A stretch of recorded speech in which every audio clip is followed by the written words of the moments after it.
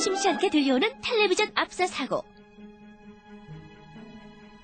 걸음이 미숙한 유아들이 물체를 잡고 일어설 때나 어린이들이 텔레비전 위에 놓인 장식물을 갖기 위해 다가설 때 주로 발생하게 되는데요. 어린이가 다가오면 앞이 무거운 텔레비전은 무게중심을 잃게 돼 쉽게 전복되기 때문에 주의해야 합니다. 걸음마가 미숙한 유아나 아기가 있는 가정에서는 아이가 관심 있어 하는 소품들을 텔레비전 위에 놓아서는 안 됩니다. 텔레비전 압사 사고 예방을 위한 주부 리포터의 특별 대책. 바로 이 철사 하나면 안심이라는데요. 텔레비전이 앞으로 기울어도 쉽게 떨어지지 않도록 하는 예방법 공개합니다. 먼저 텔레비전 뒤쪽 홈에 철사를 넣어 원형으로 묶습니다. 그리고 벽에 고정 못을 붙인 후 텔레비전과 못을 철사로 단단히 연결하면 되는데요. 텔레비전의 무게를 지탱할 수 있도록 같은 방법으로 4개에서 6개 정도 설치해야 합니다. 그리고 어린이가 텔레비전 앞에 있지 않도록 해야 한다는 사실 잊지 마세요.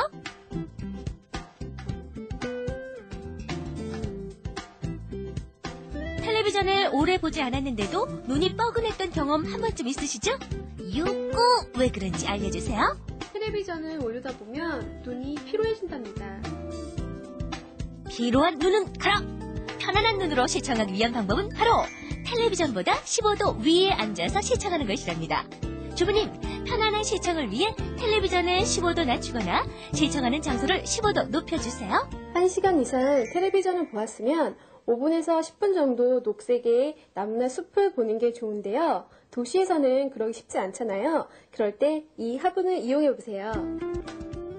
특히 어린이 만화는 시각을 자극하는 강한 원색이 많이 사용되는데요. 이럴 때 잎이 푸른 화분을 보세요. 눈이 가장 좋아하고 편안해하는 초록색 화분이 눈을 지켜줍니다. 눈 건강을 위한 정보 하나 더 드릴게요. 바로 안구 운동인데요. TV를 보시면서 한번 따라해보세요. 시력을 보호하는 안구 운동법 첫 번째. 깜빡임 없이 눈을 위아래로 8번 움직이는 것이고요. 안구 운동법 두 번째는 눈으로 원을 그리며 왼쪽에서 오른쪽으로 움직이는 것입니다. 세 번째는 눈을 힘껏 감는 것인데요. 눈물이 나올 정도로 꽉 감는 것이 포인트. 마지막 네 번째는 손바닥을 비벼 눈에 살며시 대는 것이랍니다. 실천하면 실천할수록 건강을 지키고 사고도 예방할 수 있는 응급처치 119. 보는 것으로 그치지 말고 직접 실천 아셨죠? 그리고 우리 집의 수호천사는 바로 주부님이라는 사실도 잊지 마세요.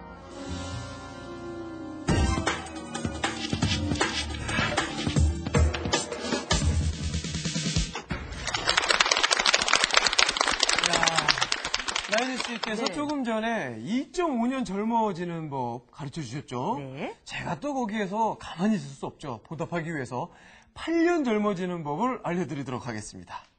아니, 글쎄 누구한테 물어봤어요? 아유, 아니, 뭔데요? 예? 아니, 젊어지면 좋잖아요. 좋죠. 네. 8년이니까. 8년. 예. 자, 당신의 이 재정이 항상 부족하지 않도록 항상 관리를 하라고 합니다. 이 재정적으로 곤란함이 없으면 8년의 이 생명이 연장이 된다고 하더라고요. 대단하죠? 그럼요. 8년을 젊게 사려면은 재정 관리를 하라. 이 말씀이신데 알겠습니다. 자, 우리 아이들도 이 말을 꼭 기억했으면 좋겠고요. 요즘은 이 다른 어떤 교육보다도 경제 교육이 아주 필요하고 중요하다고 합니다. 그렇습니다. 우선은 우리 부모님들이 열심히 살아야 될 것 같고요. 그래서 저희가 오늘부터 이 프로젝트 함께 하려고 합니다. 이름하여 신현모양처 프로젝트. 자, 이 부자 부모 그리고 또 우리 부자 아이들을 위한 프로젝트인데요. 우리가 다 함께 잘 살아보자. 이런 의미에서 저희가 이런 프로젝트 만들었는데요. 백정선 선생님 모시고 강의 청해 듣도록 하겠습니다. 선생님!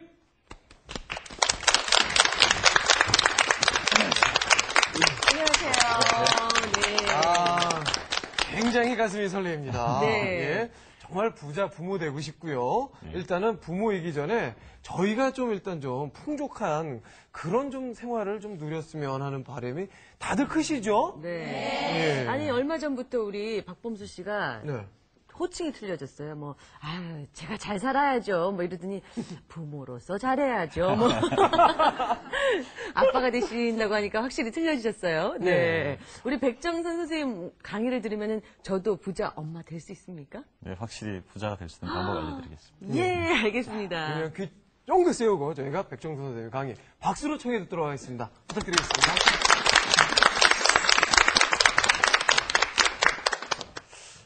부자 엄마가 되는 것.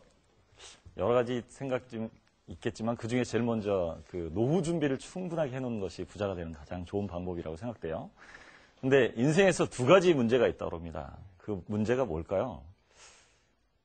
저는 참 문제가 많아서요. 두 가지로는 압축이 안 돼요. 예. 크게 인생에서 두 가지 문제가 있는데 하나는 너무 빨리 죽을 수 있는 위험이 있다는 거예요. 두 번째는 너무 오랫동안. 이야. live too long 이렇게 너무 오래 사는 그런 예. 문제입니다. 너무 오래 살기 때문에 그거에 대한 대비책이 필요한데 그 노후 준비 가장 첫 번째 오래 사는 것의 속도가 우리나라가 가장 높다는 겁니다. 고령화 속도가 높은 이유는 가장 첫 번째 그 생각할 수 있는 게 뭐냐면 여성 출산율이 세계 1위라는 겁니다. 세계 출산율 자체가 너무 심각하게 떨어져 버리는 겁니다. 2명이 결혼해서 1명을 낳습니다. 박범수 씨 애 낳는 겸에 둘 더 낳으세요. 그래서 3명. 저는 뭐 최대한 노력을 하려고 합니다. 예. 그러다 보니까 뭐가 문제냐면 노인을 부양할 유년 인구 비율이 뚝뚝뚝 떨어져서 네. 노인을 부양할 인구가 없다는 거죠. 거기에 그러다 보니까 또 하나의 문제는 우리나라 노후 준비를 했다고 하는 사람들이 28%밖에 되지 않아요. 지금 현재. 나머지 72%가 노후 준비가 안 돼 있는데 이 사람들이 그 마음속에 다짐을 하고 있는 게 있어요. 내 아이가 나를 부양해 줄 것이다. 천만의 말씀이라는 거죠. 노부모 양로원에 모셔야 된다고 하는 사람이 남자가 65.9%, 여자는 80.6%라는 겁니다. 물론 젊은 세대입니다. 젊은 세대가 그렇게 얘기하고 있지만 정말 심각해요. 아이 못 기댄다는 겁니다. 거기에 또 하나 문제는 노후에 살 날은 긴데 할 일이 없다. 할 일이 없으니까 빈둥빈둥 생활하는 것도 하루 이틀이지 그러다 보니까 자식들 눈치가 보이죠. 네. 하나 예를 좀 들어보겠습니다.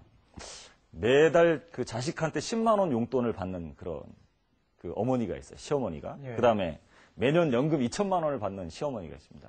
이 두 사람의 삶을 한번 비교해 보면 엄청나게 다를 겁니다. 첫 번째 생활비 부분에서 매달 용돈 10만 원 받는 그 어머니를 모시고 사는 며느리는 어떻겠습니까? 두 집 살림 하느라고 너무너무 힘든 며느리가 되겠죠. 네. 매년 연금 2천만 원을 받는 그 집에는 시어머니에게 용돈 타는 며느리가 될 겁니다. 상당히 행복한 며느리겠죠. 두 번째 휴일을 좀 생각해 보시죠. 네. 휴일날 생각해 보면 며느리가 눈치 보면서 시부모님 몰래 그 야유회를 가야 되는 그런 불편함이 있는 며느리가 되겠죠. 2천만 원 받는 그런 매년 연금 2천만 원 받는 어머니 같은 경우는 야유회 준비해 주면서 잘 갔다 오라고 돈까지 챙겨주는 그런 부모가 될 거라는 거죠. 이상적이네요. 그렇죠? 예. 기념일날 되면 생일날 잊고 싶은 마음이 며느리 마음이에요.